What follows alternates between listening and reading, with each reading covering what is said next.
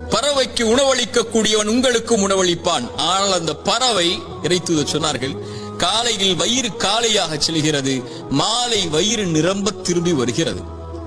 அது காலையில் பசியாகத்தான் போகிறது. ஏன்? அது கூட்டுக்குள்ளேயே உட்கார்ந்து கொண்டு எனக்கு இறைவன் இந்த கூட்டில் உணவளிப்பான் என்று எதிர்காலத்தை பற்றிய பயத்தோடு உட்கார்ந்து இருக்கவில்லை. கிளம்பி செல்கிறது இறைவன் உணவளிப்பான் என்று. மாலையில் வயிறு நிரம்ப வருகிறது.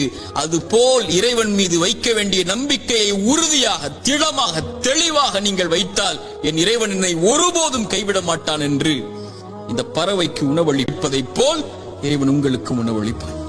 நான் எப்போதும் சொல்வதுதான் ஒரு அறிஞருடைய வார்த்தை. ஒரு இருள் சூழ்ந்த நேரத்தில் ஒரு இருண்ட பாறையில் ஒரு கருப்பு எறும்பு ஊர்ந்து சென்றால் அதை இறைவன் கண்காணிக்கிறான். அது நடக்கக்கூடிய சப்தத்தை இறைவன் கேட்கிறான். அது உள்ளத்திலே எண்ணக்கூடிய எண்ணங்களை இறைவன் அறிகிறான். என்றால் என் கண்ணீரையும், என் சோகத்தையும், என் கவலைகளையும், என் துக்கத்தையும் என் இறைவன் அறியாமல் இருந்திருப்பானா?